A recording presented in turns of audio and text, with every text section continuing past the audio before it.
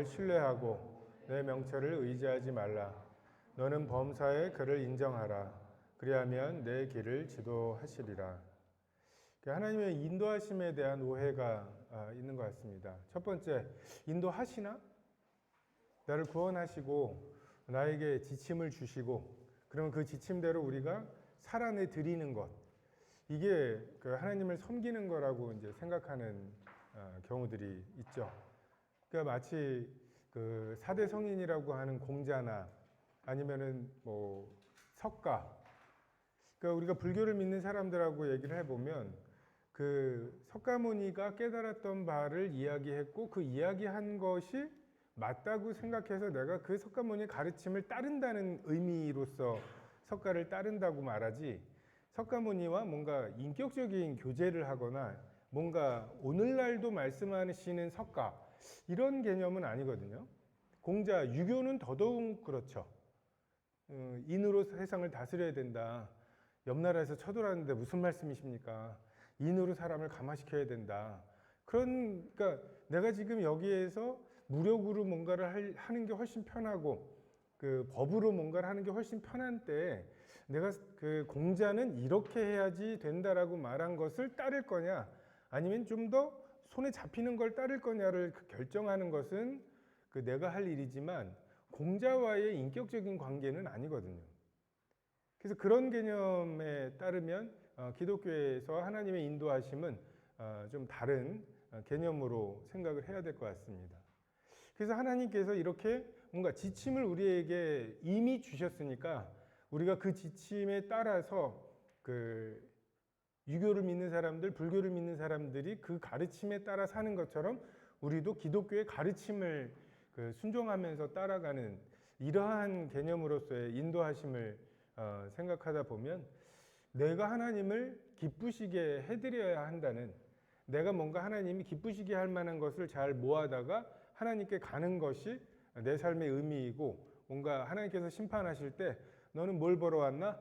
해가지고서 그 벌어온 것을 가지고 나를 심판하신다고 생각을 합니다.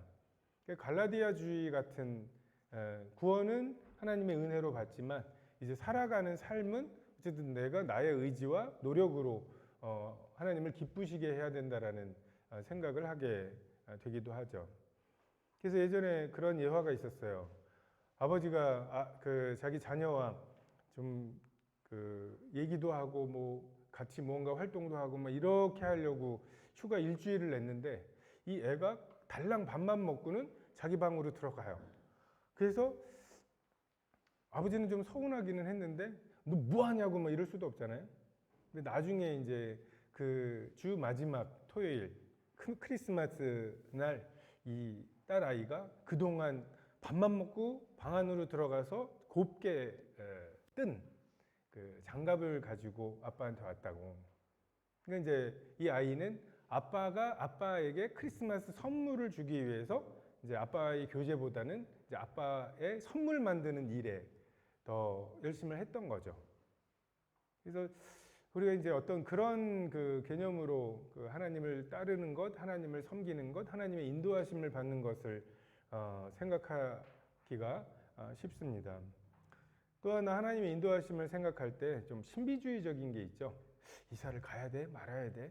그런데 성경에 장막을 옮기고 뭐 이런 막 문구가 있거나, 그래서 그냥 막 성경 말씀을 뭐 토정비결에 뭐 7월에는 물을 조심해라 뭐 이런 식으로 뭔가 이렇게 그런 것들을 생각하기가 쉽고, 그런 것들을 되게 좀 신비한 하나님의 인도하심이라고 생각하기가 쉽습니다.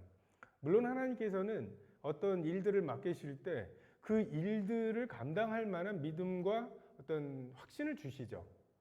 사도 바울 같은 경우에 정말 그렇게 극한 핍박도 받고, 하지만 또 반대로 그 사도 바울이 이루어 놓은 큰 사역들이 있고, 사도 바울의 이 손수건만 얹어도 병이 낫는 이런 기적적인 것들이 있고, 무엇보다도 사도 바울에게 주신 계시가 있잖아요. 야, 이 모든 것들을 사도 바울이 어떻게 감당했을까? 정말 그 우쭐함을 어떻게 감당했을까? 근데 하나님께서는 사탄의 사자를 그 몸에 주셨다고 말씀하시고, 그 견딜 만한 뭔가 하나님을 의지할 수밖에 없는 상황들을 계속 주셨다고 말씀하시죠. 그래서 하나님께서 뭔가 선교를 나가시는 분이나 개척하시는 분이 뭔가 선교나 개척 간증을 하실 때 뭔가 나는 이러이러한 말씀을 받고 나간다 라고 하는 그 간증들을 하시는 것, 뭐 하나님께서 그런 것들에 대해서 그 사용하시는 일들이 합당합니다. 근데 또 어떤 경우에는 왜 새로운 말씀을 받아야 되냐? 이미 너희는 가서 모든 족속으로 제자를 삼아 아버지와 아들과 성령의 이름으로 세례를 주고 내가 너희에게 분부한 모든 것을 가르쳐 지키라고 명령하셨다. 그렇다면 그 말씀을 의지해서 나가는 거고, 직장을 가지려면 이렇게 말씀하셨는데 네가 직장을 가려면은 하면서 나를 직장인으로 부르셨다라고 하는 말씀을 받아야 된다는 거예요. 이해가 되십니까? 우리는 선교를 나가려면 말씀이 필요하고 그만 가만히 있으면 직장을 가는 거지만, 반대다 성경은 나가라고 하셨고 만민에게 복음을 전하라고 하셨으니까 그 명령은 그게 이제 우리의 디폴트고, 그냥 가만히 있으면 새로운 말씀을 안 주시면 나가는 거고, 근데 너는 좀 나가서 그 엘리야도 필요하지만 엘리야에게 까마귀가 또 필요하지 않냐, 뭔가 물어다 줄 까마귀도 필요하다 해서 까마귀의 은사로 나를 부르셔서 이 말씀의 확신을 왜 그런 간증은 없냐 막 하면서 그 나가시는 분도 있거든요. 진용수 형제님이 그렇게 나갔어요. 이제 장로회에서 이렇게 뭔가 사역에 대해서 부르심에 대해서 간증을 하는데 참 일관돼요. 이미 부르셨는데 무슨 부르심이 또 필요합니까? 그래도 우리가 지금까지의 경험으로 봤을 때 나가기 전에 뭔가 이렇게 뜨거운 뭔가가 있고 이런 게 필요하던데 하면서 이제 얘기를 이렇게 권하고 막 이렇게 심지어는 뭔가 약간 좀 만들어 오지 그래 뭐 이런 식으로 권하는데도 꿋꿋하게 그냥, 그래서 그것도 주님의 인도하심이다라고 생각이 됩니다. 뭐 이런 그 식으로 성경을 이야기하는 것에 대한 대표적인 그 예가 그 성경을 딱 열어보니까 스스로 목매어 죽으니라. 이 말씀을 어떻게 적용하지? 잘못 읽었나 해서 너도 가서 이와 같이 하라. 이 말씀이 나오고, 그 다음에 이건 정 아닌 것 같아 해가지고 찍어봤더니 뭐 속히 행하라 뭐 이런. 그러니까 그 문맥이나 이런 것들을 무시한 채 뭔가 빨간 옷 입은 사람을 제 아내로 여기겠습니다. 뭐 이런 식으로 하나님을 그 뜻을 분별하거나, 아니면 기드온식 있죠. 그냥 그 양털 뭉치는 젖고 주변은 마르고, 이런 식으로 하나님의 뜻을 분별하고, 그게 우리의 일상적인 것들과 좀 다르잖아요. 그러니까 그것은 하나님이 뭔가 만지신 것이 하나님의 뜻이 확실하다고 하는 이런 생각을 하거나, 또 양털 뭉치 방법을 쓰면은 대부분 지금 별로 이렇게 효용이 없는 것 같아요. 그러니까 좀 그렇게 자기한테 편리한 대로 하나님의 뜻을 뭐 규정하지 말고, 뭐 예를 들어서 뭐 이렇게 금을 그어놓고 하늘로 돈을 뿌렸는데 그 금을 넘어가는 것을 하나님께 드리겠습니다. 또는 뭐 이제 올려서 딱 떨어졌는데 동전이 서면 하나님께 드리겠습니다. 근데 심지어 어떤 사람은 하나님께 드렸는데 받으시는 것 빼고 나머진 제가 그래서 받으시는 것만 드리겠습니다. 뭐 이런 식으로, 그러니까 자기가 하고 싶은 게 있는데 하나님의 뜻이 그쪽으로 비춰지기가 좋은 방법을 선택하면 얼마나 좋아요. 돈을 하나님께 드렸어요. 안 받으신대. 다시 내려와요. 뭐 이런 식으로, 그러니까 우리가 어떤 하나님의 뜻을 그냥 임의로 제어하거나 조정할 수 있는, 그래서 그렇게 해서 분별해봐야 확신이 없습니다. 그냥 자기 하고 싶은 것에 핑계는 될 수 있어도 정말 진지하게 하나님의 뜻대로 살려고 하는 사람에게는 확신을 줄 수가 없죠. 그래서 뭐 예를 들어서 뭐 결혼에 대해서 어떻게 뜻을 분별하실 거예요? 하나님께서 뭐 성경을 읽어보면 이름 석자가 나오나요? 하나님은 믿지 않은 자와 멍해를 같이 하지 말라. 이게 하나님의 뜻이고, 그 안에서 하나님께서 주시는 지성과 뭐 믿음만 본다고 막 이런 소리를 하는데 그러지 마세요. 그 믿음이라고 하는 것, 이것이 인격으로 드러나는 것이 믿음인 거지, 그 믿음 좋다라고 하는 게 교회에 오래 있는 거고 막 고르반 하는 거고 뭐 하나님께 드려야 될 거를 교회에 바침, 뭐 부모에게 해야 될 거, 사회생활에 그리고 가정생활에 뭔가 나의 어떤 균형 잡힌 삶을 드려야 될 시간과 물질과 노력을 교회에만 사용을 하면 꽤 믿음 좋아 보여요. 근데 그 성경에서 말씀하시는 성령 충만이나 믿음은 인격이에요. 나의 이기심이 어떻게 그 제어가 되느냐. 난 이거 하고 싶어요. 이기적으로. 근데 이렇게 하라셔요. 그러니까 그것이 나에게 너희가 행한 그 수고가 주 안에서 헛되지 않다라는 그 말씀이 믿어져서 난 이렇게 하고 싶지만 이렇게 행동하는 것. 이게 믿음인 거거든요. 근데 그냥 믿음만 본다고 하는 그 말들 가지고서 굉장히 이렇게 평생을 같이 살아야 될 배우자를 찾는데 성향이 맞는 거나 뭐 이런 걸 찾아보는 거는 굉장히 육신적인 거라고 생각을 합니다. 근데 그렇진 않아요. 그러니까 우린 굉장히 그 하나님이 주신 모든 지혜와 이런 것들을 활용해서 그 분별을 해야 되는 거죠. 그리고 누가 하나님이 나에게 짝주어진 사람인가는 어떻게 할 수 있냐면 결혼식장에 내 옆에 있는 사람이에요. 그래서 물으시잖아요. 마지막 기회예요. 그죠? 정말 이 결혼식 준비한 모든 비용을 날리는 그 모험을 하더라도 아니요라고 할 수 있는 마지막 기회인데 굉장히 자유로운 가운데 내가 이 사람을 내 아내와 이 사람을 내 남편으로 이렇게 고백하게 하는 것, 이게 땅에서 묶으면 하늘에서 메인다고 하시는 그 하나님의 말씀이죠.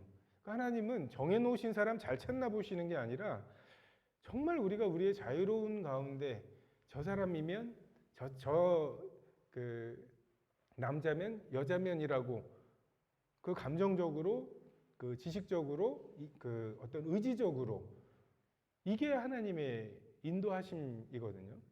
지정의로 그러니까 뭔가 인격적으로 인도하시는 그리고 또 하나의 그 결혼으로 인도하심이 뭔가요? 분별만 잘하면 되는 줄 알아요. 결혼 간증들 정말 그 찬란한 분들 많아요. 그죠? 정말 이건 하나님이 정하신 짝이다. 정말 그 중에 대표적인 게 이삭이죠. 아브라함이 보내요. 근데 하필 라반의 딸을 만났어. 근데 나에게 물 좀 달라고 하는데 낙타까지. 여러분 낙타가 물 얼마나 많이 마시는 줄 아세요? 그리고 우물이 얼마나 깊은 줄 알아요? 근데 그 깊은 우물에서 그 낙타가 먹을 만한 물을 길어서 오는. 근데 그런 여자는 주님이 인도하시는 사람으로 알겠습니다 해서 데리고 왔잖아요. 너무나 분명한 하나님의 뜻이죠. 근데 그 끝을 보면 좋지 않죠.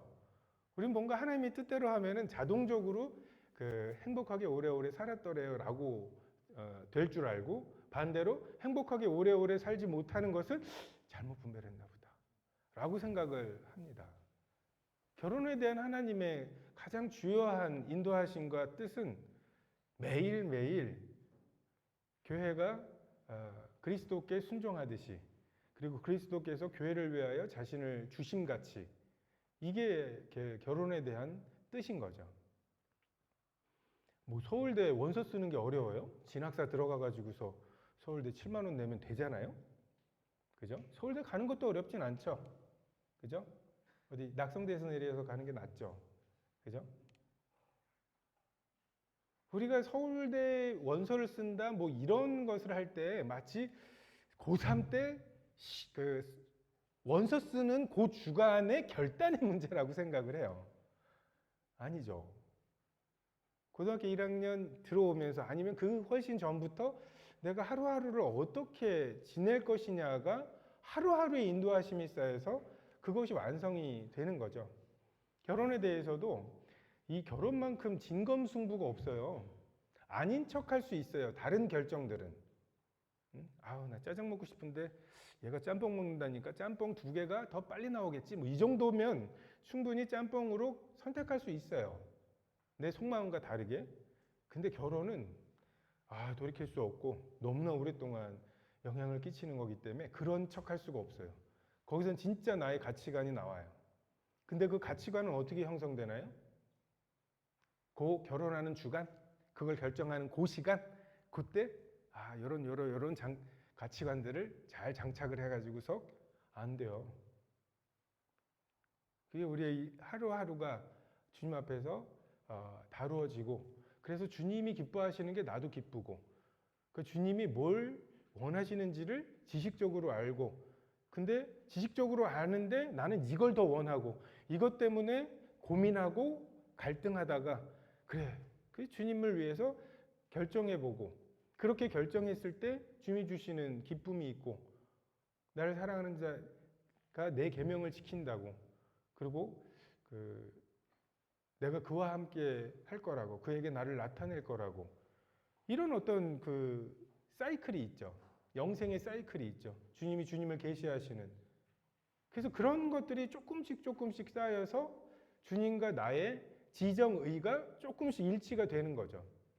주님이 그렇다고 하시는 게 나도 그런 줄 알고, 그리고 주님이 그것을 기뻐하시는데 나도 그것이 기쁘고, 그래서 그러면 주님이 그것을 선택하셨을 것을 나도 선택하게 되는, 이것이 내게 갖추어져 갈 때 선택이 쉬워지는 거죠. 그때는 저 여자 괜찮은데, 저 자매 괜찮은데, 그 형제 괜찮은데 라고 생각하는 그게 하나님의 뜻인, 얼마나 자유롭겠어요?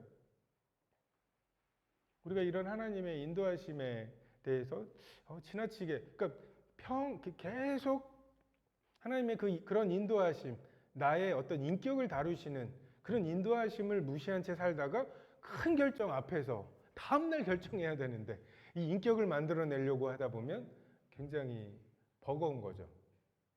감정도 안 생기고, 하나님은 너무 좋다고 하시는데 이게요? 하면서 머뭇거리게 되고. 3장 5절에 너는 마음을 다하여 여호와를 신뢰하고 내 명철을 의지하지 말라. 마음을 다하라고. 무엇이 내 마음에 가득한가? 이쯤이면 됐다고 하는 것이 마음을 다하는 것의 가장 큰 장애물입니다. 엄밀히 말해서 안 한 건 아니잖아요. 이런 태도 있죠. 하나님 앞에서 흉내는 낸 거잖아요. 도랑아리에 물 채우라면서요. 물 채운 거잖아요. 안 채운 건 아니잖아요. 진짜 바빠요 하면서 이제 마음을 다한 것은 아닌. 사과는 했잖아요. 내가 먼저 가서 사과는 했잖아요. 이런 마음들. 내가 짐승에 태워가지고 여관까지 데려다 줬으면 그것만으로도 충분하지 않냐는. 근데 마음을 다한 건 아니죠. 우리가 마음을 다한다고 할 때 그냥 그 마음에 무언가를 길어내려고 애를 쓰다 보면은 또 이게 스스로 함정에 빠지는 것 같아요. 마음을 다했냐? 진짜로? 라고 물어보면 누가 그렇다고 대답을 하겠어요. 근데 우리가 마음을 다하는 것의 표현은 하나님께서 흔쾌한 마음을 주실 때까지 아직은 갈증 가운데 있는 것, 그냥 이거는 이걸로 그냥 퉁치는 거야, 해결된 거야 라고 말하지 않고, 그냥 하나님이 뭔가 내 마음에 아직도 찜찜함을 주시고 아직은 좀 더 해야 되지 않냐, 응? 네가 자비를 베풀긴 했는데 돈 떨어지면 어떡하지? 라는 마음을 계속 주시면 그 마음을 이것까지만 해도 좀 많이 희생한 거예요. 지금 여행 가야 되는데 지금 이렇게 해서 하나님한테 하지 말고, 그러게요. 그냥 주님 앞에 그러게요. 근데 제가 가진 게 지금 이거밖에 없거든요. 라고 그냥 그것으로 우리의 마음을 다하는 것을 삼는 것이 필요합니다. 그냥 엘리야 때 바알의 제사장들처럼 막 자기 몸을 칼로 긋고 막 그렇게 해가지고 뭔가 하나님의 마음을 움직이려고 하는 거, 그냥 있지도 않은 간절함을 막 스스로 만들려고 하는 거, 이게 마음을 다하는 것 같지는 않습니다. 다만 금식은 좋아요. 정말 그 마음에 뭔가 기도할 것이 있거나 할 때 금식 마음에 정하셔서 한 끼나 아니면 미디어 금식도 있고 요즘 그렇잖아요. 내가 뭔가 하던 것들, 어떤 사람은 커피를 그렇게 하더라고요. 근데 정말 그런 내가 충분히 누리고 그 죄가 아닌 것들이지만 내가 주님 앞에서 좀 내 마음의 겸비함을 위해서 그러한 것들 하나를 내가 스스로 정하고 하나님 앞에서 내 마음을 좀 다잡는 이러한 것들은 경험상 굉장히 좋습니다. 놀라운 것은 성경에 하나님이 명령으로 금식하라신 적이 한 번도 없어요. 안식하라 뭐 이런 말씀이 있어도 이런 절기에는 금식하라 이런 건 없어요. 이건 다 우리가 정해서 하나님 앞에 하는 거고 우리 마음 때문에 하는 거지 뭐 금식을 하면은 뭔가 마일리지가 쌓이는 것은 아니죠.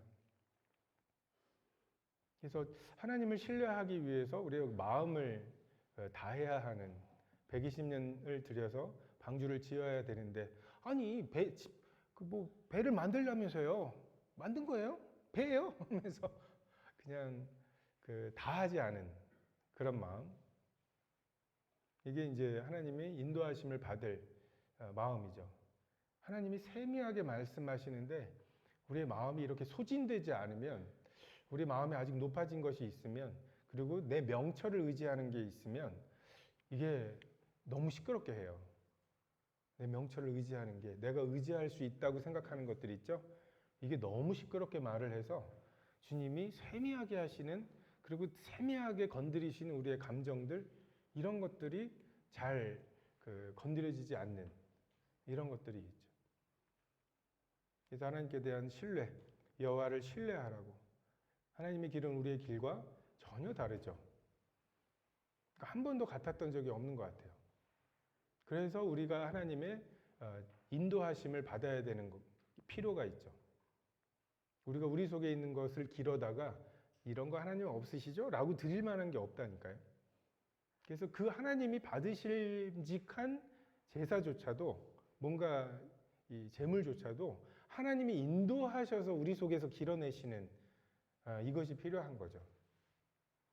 아브라함이 뭐 갈대아 우르에서 이게 제일 좋은 거예요 라고 드리는 게 하나님께 필요한 게 아니라고요.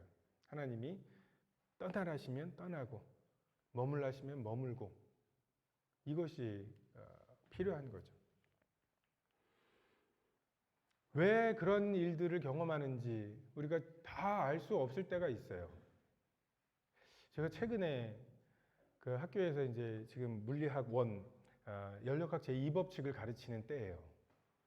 무질서도 증가의 법칙 뭐 이런 거. 그때마다 이제 그 수업하고서 제가 20살 때 했던 고민을 아이들한테 이야기를 합니다.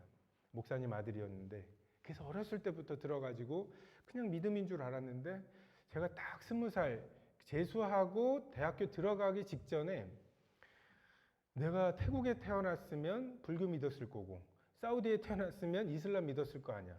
그죠? 해필 목사님 아들로 태어나가지고서 내가 기독교를 믿고 있는 거고 그래서 내 세뇌당하고 있는 게 아닌가? 이런 심각한 회의를 했었어요. 그게 91년이었는데 91년도가 소련이 무너지고 소련이 러시아랑 막 지금 무슨 스탄 있죠? 키르기스탄, 뭐 우즈베키스탄, 카자흐스탄 뭐 이런 거기가 다 소련이었거든요. 연방이었거든요.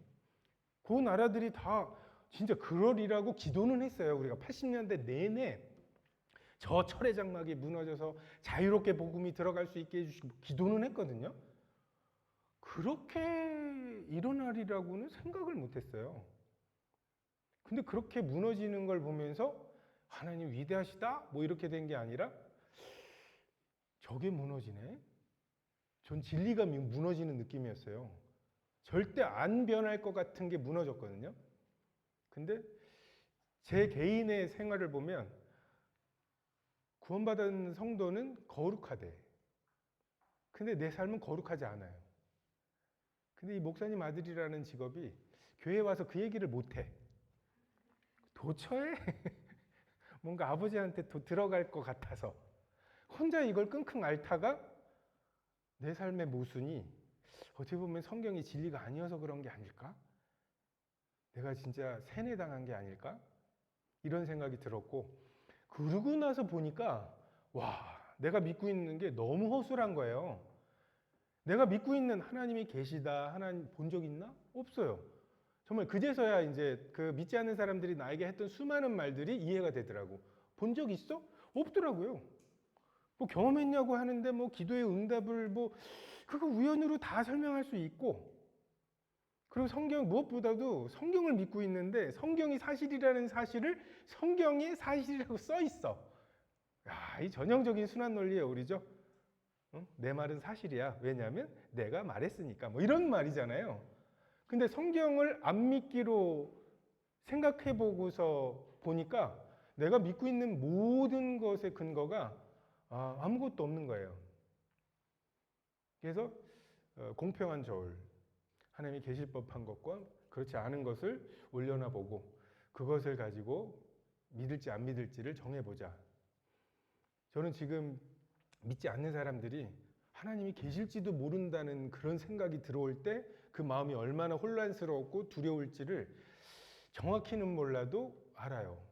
왜냐하면 그때 하나님이 안 계실지도 모른다는 생각이 들고 이게 점점점 커가는 거잖아요. 내 마음속에서. 모든 게 무너지는 거죠.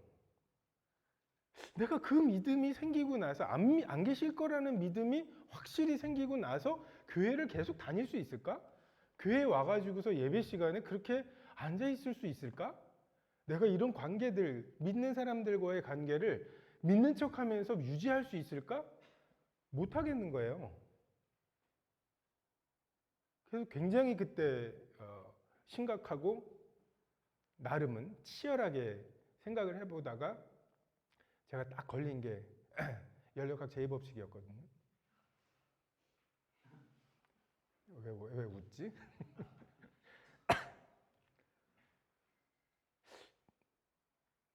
아무리 애를 써도 진화론이 안 믿어지는 거예요. 그러면 이제 여긴 창조하신 분이 있다라고 하는 거고, 그럼 이쪽에서도 무에서 유가 어떻게 나왔는지, 그 물질에서 생명이 어떻게 나왔는지, 생명에서 어떻게 인간이 나왔는지를 설명해야 되잖아요. 그리고 그게 이제 빅뱅 이론과 진화론인데, 와, 아무리 애를 써도 정말 세포 하나 속에 나에 대한 모든 정보가 다 들어있는 거잖아요. 지금 똑같이 먹어도 나는 이렇게 생기고 이만큼 크고 이만한 성격과 또 내가 특별히 막 어렸을 때부터 뭐 물리나 뭐 수학이나 이쪽으로 교육을 받은 게 아닌데 나는 이쪽 성향이고 나 작가의 심정을 왜 나한테 물어봐? 뭐 이러면서 괜히 이 문학 쪽에는 아직도 말귀를 못 알아듣고 감정이입은 더더군다나 안 되고 막 이게 거기에 다 들어가 있잖아요. 근데 그게 저절로 됐대. 그러니까 원숭이가 뭐 이렇게 그 타자를 막 쳐가지고 0101001 막 해가지고 쳐가지고서 엔터를 딱 쳤더니 뭔가 자동차에 대한 전기 자동차에 대한 설계도가 CAD로 돼 있는 설계도가 쫙 나와. 그것도 안 믿어지고. 근데 야 이제 설계도가 나와 있으니까 이제 자동차가 조립될 거야. 기다려봐. 이러면은 아니 DNA가 설계도인데 설계도가 완성되는 것도 우연이 됐다고 하는 게 아니 똑같이 번개가 치면 이 DNA의 재료들이 모여갖고 DNA가 되는 것보다는 DNA가 번개 맞아서 흩어질 가능성이 훨씬 크잖아요. 근데 이게 이렇게 모였다는 거야. 그리고는 조금 아까 치던 번개가 또 없어졌다는 거야. 이게 뭐예요? 인격적인 거죠. 누군가가 그 세포를 만들기 위해서 지금은 번개가 필요하고 지금은 아니고 뭐 이걸 했던 거잖아요. 그래서 거기에서 무신론은 나에게 너무 많은 믿음을 요구한다. 저절로 됐다고 하면서 착하게 살아야 된다고 말하고 죽으면 끝이라고 말하면서 의미 있는 삶을 살아야 된다고 하고 학교에서 막 1교시에는 진화됐어 뭐 이렇게 얘기하다가 창체 시간에 생명 존중, 생명은 소중한 거야 뭐 이러면서 아니 CHNO로 돼 있는 뭐 이런 걸로 사람을 설명하다가 그 다음에는 생명이 소중한 거라고 저는 자살률이 높다고 생각하지 않아요. 이런 교육을 150년 동안을 배워왔는데 이 정도로 사람들이 믿지도 않으면서 의미 있는 삶을 산다고 하는 게 저는 되게 경이로워요. 왜 안 죽지? 50년을 더 살아야 될 이유들이 있나? 저 같으면 정말 그것에 대해서 그래서 그때 20살 무렵에 굉장히 고민을 많이 했었거든요. 그리고 그 딱 대학교 들어가기 직전에 뭔가 하나님께서 그것에 대한 온전한 해답을 주셨고, 그래서 지금도 오늘도 이제 학교에서 이제 그 컴퓨터 하는 애들이 있어요. 그 해커들 같이 생긴 애들. 근데 그 애들이 이제 그런 애들이 또 물리툴을 들어요. 비슷한 부류죠. 근데 그런 애들이 꼭 그 유튜브에 나와 있는 이런 거 있죠? 그 청년회에서나 뭐 이렇게 찍은 거 보면 이제 막 유튜브 그 캡처 영상 있잖아요. 이런 걸 바탕화면으로 막 이렇게 전자칠판 바탕화면으로 깔아놓고 막 도서관 가면은 1학년은 난 수업도 안 들어가는데 도서관에 그걸로 주기적으로 바뀌어요. 이게 도서관에 가면 이제 어떤 애가 싹 깔아놓고 막 그러면 이제 그것 때문에 뭐 하시는 분이냐고. 그러면 이제 교회에서 복음 전하고 한다고. 너 시리즈별로 다 들어봐라. 피와 살이 되는 거다 막 하면서. 오늘도 과학 캠프 하다가 왔는데 과학 캠프 하는 선생님들하고 이제 그런 얘기가 나와서 또 이제 그런 얘기들을 한. 내가 만약에 20세 초반에 그 고민이 없이 그냥 그 신앙을 계속 연속적으로 갖게 되었다면, 야, 이런 할 말들이 없었겠다. 하나님께서 뭔가 내가 이런 고민 없이 이런 어려움 없이 뭔가 그 순탄하게 갔으면 하는 게 우리들의 소원이지만, 그러한 경험을 통해서만 갖추시고 그래서 나중에 그러한 경험 속에 있는 사람을 도울 수 있는, 베드로에게도 그런 얘기를 하시죠. 너는 베드로다. 너는 조약돌이다. 페트라가 아니라 페트로스, 조약돌에 불과하지만 내가 돌이킨 후에 형제들을 굳게 하리라고. 형제들을 굳게 하는 그 사역을 베드로에게 맡기시기 위해서 베드로에게 꼭 필요했던 게 뭐냐 하면 예수님을 3번 부인하는 거였죠. 입찬 소리 못하게. 생각을 해보세요. 정말 다른 제자 다 떠나가고 막 옷을 벗고 떠나가고 막 이러고 있는데 그래도 옆에 계속 있다가, 근데 부인도 안 했어. 그러다가 부활하신 주님이 야, 이랬으면 진짜 베드로 왜 나처럼 안 믿지? 하면서 얼마나 이게 우쭐해가지고서 그 사복음서에 베드로의 이 부인에 대한 게 다 나와 있다는 거는 베드로가 꼭 넣어달라고 했을 것 같아요. 베드로가 얘기했으니까 아는 거지 그걸 누가 알겠어요. 그런 경험들, 사도 바울도 정말 그런 엄청난 은혜와 사역을 했지만 내가 교회를 박해하던 자라고. 이게 그에게 평생에 난 사도로 부르심을, 불리움을 감당할 수 없는 사람이라고.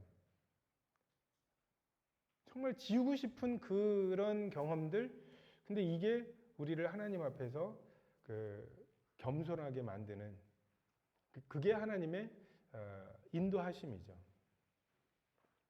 그래서 우리가 범사에 인정할 필요가 있어요. 좋은 것만이 아니라 뭔가 실수한 거는 내가 좀 어떻게 좀 커버해가지고서 주님께 좀 돌려드리고 막 이러는 게 아니라 그냥 범사에, 그 결정에, 지금 이 상황에 하나님의 손길이 있다라고 하는 것을 인정할 필요가 있습니다. 하나님이 코로나를 허락하셨죠. 허락하신 것과 코로나를 보내신 건 달라요. 이해가 되십니까? 하나님이 코로나가 퍼지는 것을 막지 않으시는 이런 것과 자 코로나 가 해가지고서 코로나를 보내시는 것은 전혀 다른 거죠. 최소한 하나님의 이 세상에서 일어나는 모든 것에 하나님의 허락하심이 있는 거죠. 그것이 우리의 생각이나 이런 것보다 선하시다. 코로나가 없었으면 좋았을까요? 저는 메르스 때 홍대 거리가 깨끗한 걸 보고 이게 메르스가 없어지는 걸 구할 게 아니구나. 정말 그 클럽들 막 이러는데, 근데 정말 저 무가수마트 앞에 있는 그 길 있죠?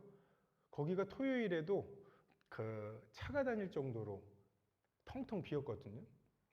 정말 메르스가 있어가지고서 더 불편해지기만 했는가. IMF 때 그 나라가 어려워지면서 제일 타격을 받은 게 그 음주 향락 이런 산업이거든요. 몇 조 원을 쓰던 산업이 이제 거기서부터 구조조정이 되니까 정말 경제가 좋아지기를 위해서 우리가 기도하는 게 합당한가? 하나님의 뜻 안에서 주 5일제 전면 실시될 때 그 어떤 목사님이 서명운동을 받으셨어요.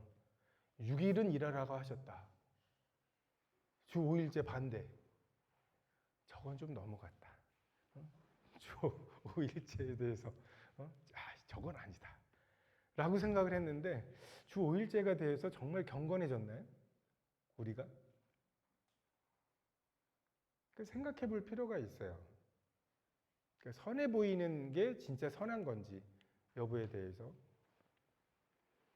하나님의 손 안에 있음을 인정하는 것이 필요합니다. 특별히 내가 정할 수 없는 것들 있죠. 국적, 부모님, 성별, MBTI, 뭐 삶의 경험이나 그리고 우쭐해 할 만한 것들 또는 지우고 싶은 것들 이런 것들 그것에 대해서 막 해답을 얻으려고 하는데 그냥 하나님을 인정하는 것이 해답인 경우들이 대부분이에요. 거기에 더 고민하지 마시고 그냥 요 재료로 하나님이 하고 싶으신 일이 있으시다는 거죠. 남의 떡이 커 보이고 저기는 푸르러 보이죠? 잔디가. 근데 막상 거기 가보면 내가 원래 서 있던 그것이 또 푸르러 보이는. 그래서 그냥 하나님 거기까지 인도하신 것에 대해서 이해하고 이해되지 않는 것은 이해되지 않는다는 고백으로 멈추는 것이 필요합니다. 그 해리포터에 보면은 그 세수대야 같이 생긴 거 있죠. 이렇게 해서 머리에서 이렇게 뭔가 생각을 해갖고 이렇게 딱 떨궈 놓고 나중에 이제 뭐 이렇게 물 담그고 보는 그런 거 하나 있으면 좋겠어요. 머릿속에서 막 계속 무한 루프를 도는 A니까 B고 B니까 C고 C니까 A고 또 A니까 B고 B니까 C고 C니까 A고 해갖고 계속 나의 메모리를 잡아먹는 이런 생각을 좀 이렇게 끄집어서 일단 떨궈 놓고 그 주님의 그냥 그 함께 하심 모르시는 게 아니다 라고 해서 그 생각을 멈추는 거. 과거에 자신의 실수에 매여 있지 말고 후회와 머뭇거림으로 기회를 놓쳐버리는 특히 이제 청년 때 많은 결정해야 되는 시간들에 어떻게 보면 그 최악을 면하기 위한 굉장히 이렇게 수비적인 입장에서 그 결정들을 하는데 그렇게 하지 마시고 그 최선이 뭔지를 기회가 지금 많을 때 그 결정에 대해서 성경이 뭐라고 말하는지 그러면 아닌 것들 쳐내면 되죠. 내가 승진해야 되는데 이 여자가 날 유혹까지 해. 딱인데 근데 성경이 그렇게 하지 말라시잖아요. 그래서 요셉은 겉옷을 벗어놓고 도망가죠. 다니엘도 내가 이 왕의 진미로 내 몸 나를 더럽히지 않기로 하는 것 이게 그가 생각했던 그 경계였어요. 그리고 그 안에서 그래서 뭐 야 이 노예 주제 응? 포로로 잡혀온 주제 하고서 쫓겨나면 쫓겨나는 거죠. 푸른 불에 던져지면 던져지는 거고 그게 하나님의 뜻이니까. 근데 그것이 아니라면 살려주시겠죠. 내 길을 지도하시리라. 주님이 우리의 삶을 그렇게 인격적으로 한 걸음 한 걸음 지도하십니다. 그러니까 보면 하나님의 뜻을 타로식으로 해가지고서 이거를 선택하셨다는 것은 하면서 괜히 누구에게나 맞는 말들 있죠. 그래서 요즘 뭐 손가락 크기 가지고서 성격을 안다고 그래서 막 손가락을 쫙 해가지고 해오면 활달한 것 같지만 내면에는 혼자 있고 싶은 마음이 있고 어떻게 하셨어요? 진짜 그런 식으로 막 성경에 하나님의 뜻을 분별하고 하는 근데 또 그냥 내가 이 말씀 지켜드려야지 유교주의적으로 적인 어떤 교류도 없이 제가 여러분에게 실제적으로 권하고 싶은 말은 큐티보다는 통독과 성경 공부를 통해서 인도하심을 받으세요. 너무 큐티를 타로식으로 아니면 그날의 토정 비결처럼 오늘의 운세 해가지고서 그날에 뭔가 그날 인도하심 받으려고 하지 말고, 주님은 그날 아침에 그 말을 안 했더라도 주님의 어떤 그 인격이 있잖아요. 전반적인 하나님의 어떠하심이 있잖아요. 그것으로 그 하나님의 전체적인 어떠함을 우리가 가지고서 매일매일의 삶을 살아야지, 그날 아침 말씀만 막 가지고서 아까 얘기한 것처럼 이사 가라셔 막 하면서 이사 가고 막 아파트 계약하고 그러지 마시고, 아파트를 사는 게 맞는지 안 사는 게 맞는지는 경제지를 좀 보셔야 돼요. 물리를 잘하려면 물리학과를 가야지 성경을 볼 일이 아니라고요. 아프면 병원에 먼저 가시고. 근데 그걸 자꾸만 뭔가 믿음하고 지혜와 이런 것들을 서로 부딪히는 것들로 생각을 하면서 이상하게 생각하는, 그래서 큐티보다는 통독과 성경 공부, 그리고 CCM보다는 말씀 암송이 충분히 돼야 되는데 CCM 가사가 더 많이 들어가 있는 경우들이 많고, CCM 가사를 인용하면서 이게 말씀을 인용하는 줄 아는 경우들도 많은 것 같아요. 안 좋아요. 제가 뭐 CCM 전체에 대해서 오늘 선곡한 내용들이 진짜 오늘 말씀을 전하려고 하는 것들과 굉장히 많이 비슷한 면들이 있어서 놀랐는데, 근데 어쨌든 말씀이 우리에게 믿음을 주는, 믿음은 들음에서 들음은 그리스도의 말씀으로 말미암는다고 주님 말씀하셨고, 그래서 다른 좋은 것보다 말씀을 여러분이 집중할 수 있기를 바랍니다. 그래서 구체적인 결정, 결혼, 누구랑 하면 그냥 행복할까요? 어떤 직장에 가면 그런 꼰대 같은 사람이 없을까요? 막 이런 걸로 하는 게 아니라, 그 꼰대같이 생긴 상사에게는 내가 어떻게 해야 될까요? 이게 우리의 고민이고 하나님의 인도하심이 있는 거죠. 요셉을 보면 정말 종살이 하면서 총무가 되고 사람 다루는 법을 비로소 배웠겠죠. 11번째 아들로서는 배울 수 없는 것들을. 그리고 그 정치범들이 갇히는 왕의 신하들이 잡히는 곳이잖아요. 얼마나 썰들이 많겠어요. 내가 그때 저 반대파 숙청한 썰 풀어볼게 하면서 막 또 얘기하고, 또 이쪽에서도 얘기하고, 그게 나중에 총리로서 뭔가 역할들을 하거나 하는데 얼마나 많은 역할들을 했겠습니까?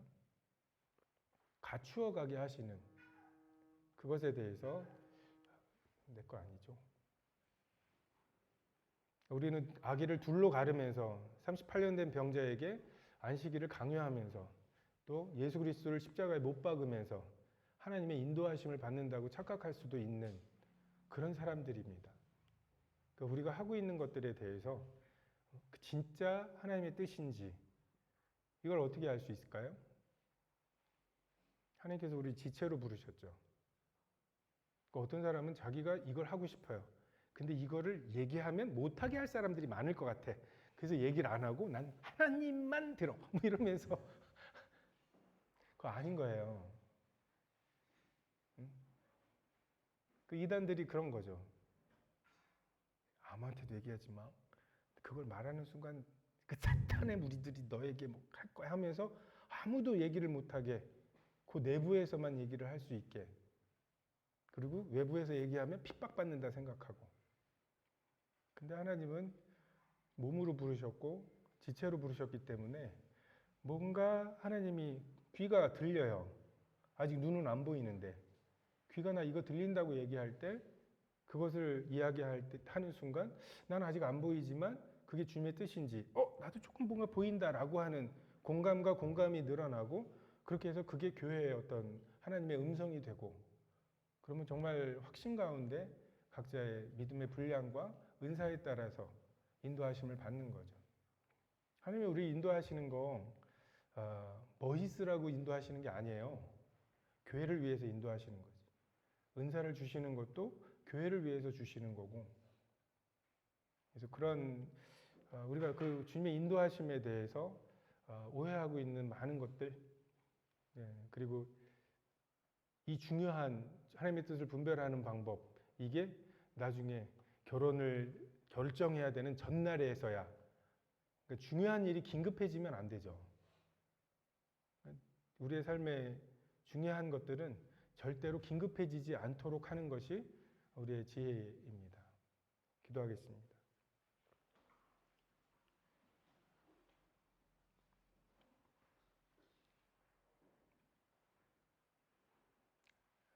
정말 세상에 와서 빛을 비추시되 각 사람에게 비추십니다. 오순절에 제자들의 설교를 정말 각 사람이 각 나라의 말로 알아들었던 것처럼 좀 각 사람들이 하나님의 말씀을 각자의 필요대로 알아들을 수 있도록 도와주시기를 기도를 드립니다. 들려진 말씀을 보존해 주시기를 구하며 이 모든 우리 예수 그리스도의 이름으로 기도했습니다. 아멘.